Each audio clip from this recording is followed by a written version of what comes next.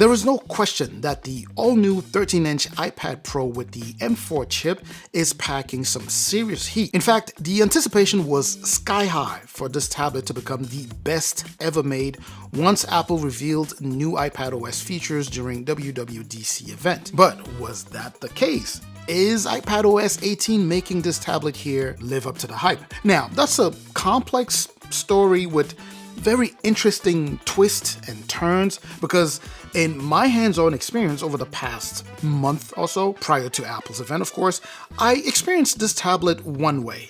Now, with all of what we've learned during the event itself, things do seem different with iPadOS 18 here. Now, stick around because we're going to be talking about the important aspects of it all. And trust me, you do not want to miss this. Let's go ahead and jump in.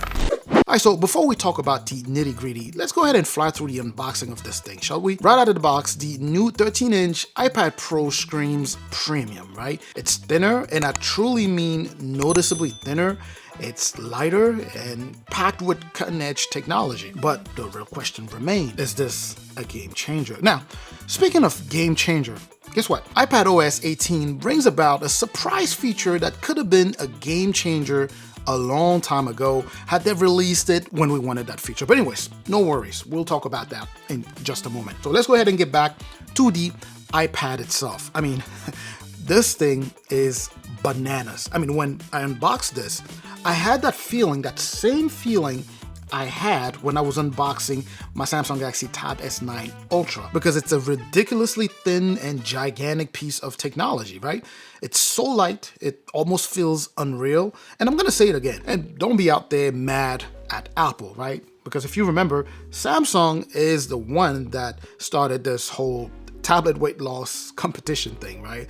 When they dropped that amazing, it's extremely thin Samsung Galaxy Tab S9 Ultra. But I digress. This iPad Pro line includes an 11-inch and a 13-inch model, which is the one that we are reviewing today. Both are rocking that M4 chip, and they both are also boasting an absolutely stunning OLED display. Some additional physical features here will include the power button, the volume rocker, the Apple Pencil pad, quad speaker setup, of course, as you can see here, 2 on each side. And one of the biggest changes, of course, is going to be the positioning of the front-facing camera. Now, if you remember back in the day, it used to be portrait mode, but now it is in landscape. I know some people out there underestimate that change, but it's a pretty neat and pretty big change. Now, let's go ahead and quickly talk some new Apple accessories here. And because they're new, they're only compatible with this model or with the newer generation or the newer iteration of iPad and not the previous one. We have the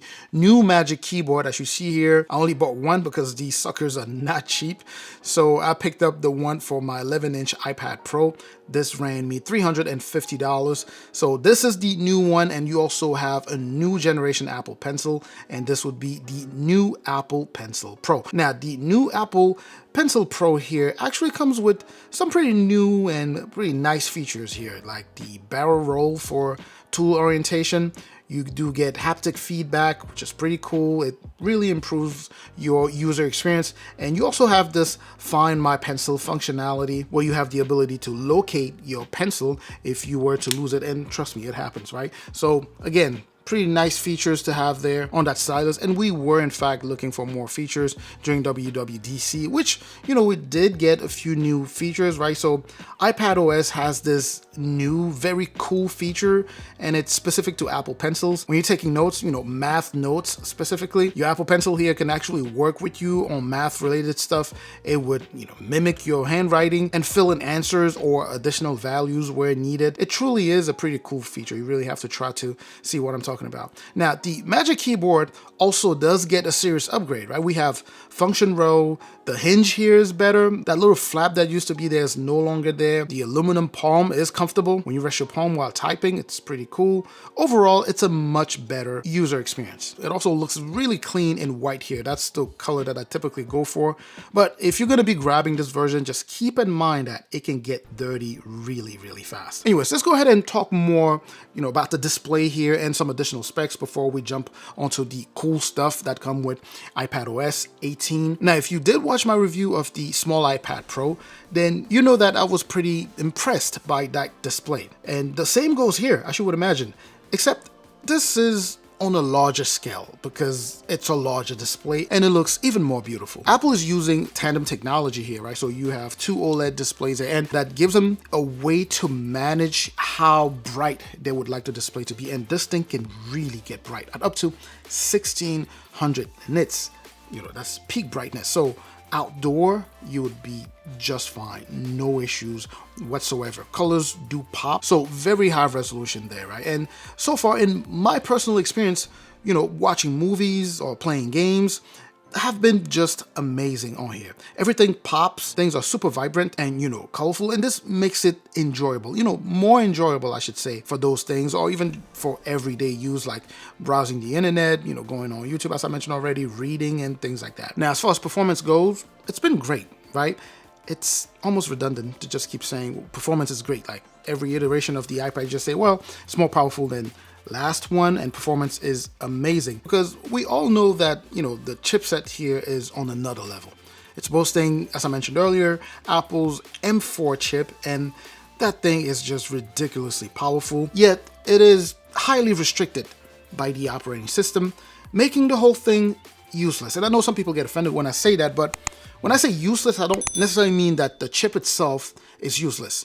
I just mean that loaded in a device like this one, so specifically on iPads, right? On a tablet like this one, it's a shame because you could do so much with that chip, but the operating system just will not be able to keep up with it. This is actually a good segue into the next segment, because in this segment, we're talking WWDC. And if you are familiar with it, then you probably know that many people were anticipating this event, and there was so much expectation about what would be done to make the new iPad Pro loaded with such a powerful chip, to make these iPad Pros tap more into all of the power that the M4 has to offer. And it doesn't even just have to be the iPad Pro, right? Because even the iPad Air loaded with the M2 is still very, very powerful, and that tablet cannot tap into the full potential of that chip. But anyways, personally, I think that they missed the mark because we did get some new stuff, for sure. But still, as it relates to the iPad here, iPads have always been very powerful, more powerful than any Android tablet. But when it came down to being flexible and versatile, the user interface here has always been limited. So one of the big hopes was that Apple would drop or unlock some new features or some new ways to approach multitasking on the iPad. And again, I personally think that they missed the mark with that because we didn't get anything major drop as it relates to multitasking and dramatically increasing your productivity. Now, don't get me wrong, you can still use, Stage Manager and do your thing and multitask, but again, it's still going to be limited, right? It's going to limit you in terms of what you can do with that. They did, on the other hand, bring one thing though, and I'm pretty sure you know where I'm going with this. The calculator, right? Folks, we finally got a calculator on the iPad. It looks just like the one that you have on your iPhone. So again, it's one of those things where I wasn't impressed by it, right? We have been asking for years, and finally they dropped it, and it's just the regular, boring, I don't know what I expected when they were going to decide to drop a calculator, but for some reason I did not see myself being so underwhelmed by it. But anyways, that's just that with that particular feature. Now, I am impressed though with, a few other things they added. Things like your ability to customize your device a little bit more. You can essentially do many of the things that you would find with the new iOS, right? Change the control center, and kind of make some adjustments there, share, play, and the other continuity stuff that you have available with iPadOS 18 here. Again, no particularly massive changes that will help you tap into the full power of the M4 chip, or even half the power of the M4 chip loaded here. And like I've said before, and I cannot emphasize this enough,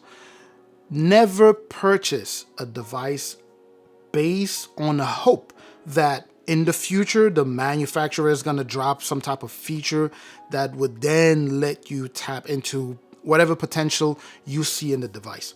Buy your device as is, right? If it tells you it's doing this right now, buy it based off of that. unless of course the manufacturer promises that, you know, over the next week or the next month, whatever, we're gonna drop this. Do not buy a device in hopes that sometime in the future, next year, the year after that, maybe they would unlock this and this. But anyways, that was just a sidebar. Let me go ahead and finish up with cameras and battery here. Nothing new with the cameras. Well, if anything new, they actually got rid of one of the lenses on the back there, right? So now you just have a 12 megapixel on the back and a 12 megapixel on the front here. And as I mentioned already, you do have it in landscape position now, so that's pretty cool. The cameras can record 4K videos, and you know, quality is definitely pretty neat for a tablet. As far as battery goes, yeah, I don't have anything to say about this one. It's actually pretty good. Excellent battery so far, no issues on my end here. Now, of course, there's so much more to talk about when it comes down to this tablet, but it would take forever. For example, we didn't even go over the AI stuff or the Apple Intelligence. Oh man, Apple. The Apple Intelligence stuff, right? So that's also loaded with its own details. But anyways, with all of this being said, here's my take. The all-new iPad Pro is as powerful as it can be, right? This is as powerful as you can get. It's top-level performance, super smooth user experience, and well integrated with the AI stuff, like I just mentioned. And on top of the performance, you have a fantastic tandem OLED that makes it really, really bright. You know, colors do pop. I talked about all of that. Pretty good for enjoying movies, videos, and of course, gaming. This new size here is great for artists, right? Those who are looking for that extra, for that additional screen real estate, this would be perfect for you, and even average consumers who want a big and super powerful iPad. And if it must be an iPad Pro, might I suggest the 12.9 inches? That was also a pretty nice device there. But anyways, that's just my take. Certainly hoping that this was informative and that it helps your purchasing decision. Let me know if you have any questions in the comments section. Don't forget to like, subscribe, of course, if you haven't done so already. I'm gonna catch you in the comment section. I'm also gonna catch you in the next video. Up until that next video, of course, as always, stay safe out there.